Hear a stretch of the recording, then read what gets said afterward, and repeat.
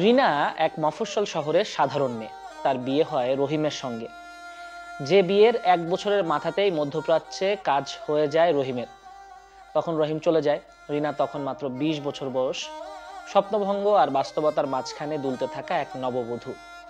রহিম প্রতি মাসে মোটা টাকা পাঠাতো, ফোনে খোঁজ নিত, ভালোবাসা প্রকাশ করত, তবে সবই সীমিত পর্দার আড়ালে। এই ফাঁকে রিনার জীবনে আসে রাকিব নামে এক ছেলে। শহরের এক স্বনামধন্য কাপড়ের দোকানে চাকরি করে সে। প্রথম দেখা হয় বোনের বিয়েতে, কথাবার্তা, হাসাহাসি, তারপর ফোন নম্বর। জামাই নাই। এই সময় আসলে একটা ছেলের ফোন নম্বর পাওয়াটা কি হতে পারে, কোথায় গড়াতে পারে, সেটাই আসলে ধরে নিতে পারেন যে সম্পর্ক হয়ে যায় রাকিবের সঙ্গে।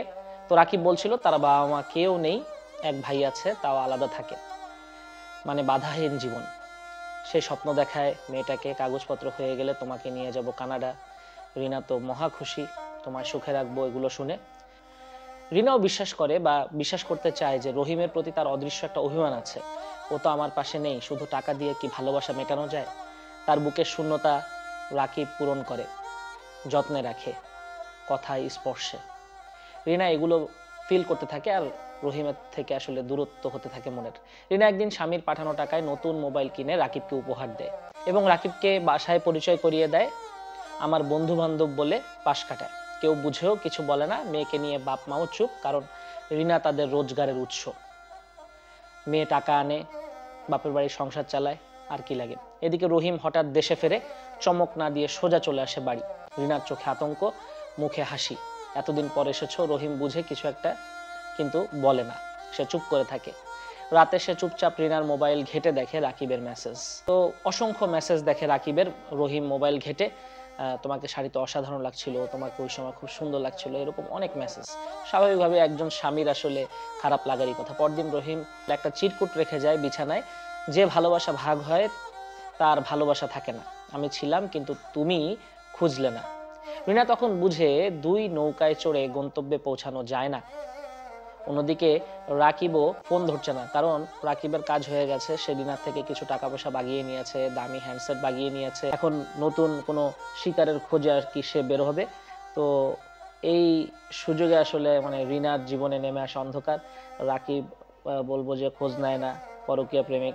আবার হচ্ছে রহিম টাকা পয়সা দেয় না।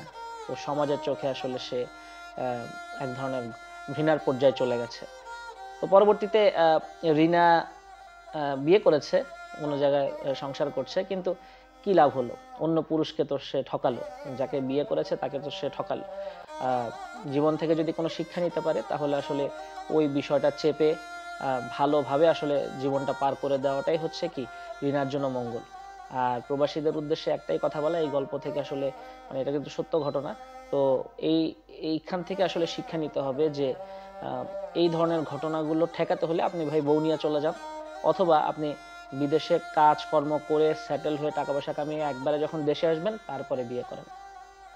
এটাই হচ্ছে পরামর্শ, এর বাইরে আর কোনো পরামর্শ নেই। ভালো থাকবেন। এই ধরনের গল্প, বাস্তবধর্মী গল্প যদি আরও পেতে চান আমাদেরকে কমেন্টে জানান, এবং আমার কমেন্টে একটা ইমেল দেওয়া থাকবে এবং ডেসক্রিপশনে ইমেল দেওয়া থাকবে। আপনারা চাইলে সেখানে আসলে আপনাদের জীবনের সত্য ঘটনাগুলো, যেগুলো থেকে মানুষ শিখতে পারে বা আপনি তুলে ধরতে চান আপনার জীবনের গল্প, সেগুলো আসলে পাঠাতে পারেন। আমরা সেটা পড়ে শোনাবো, নাম গোপন রেখে।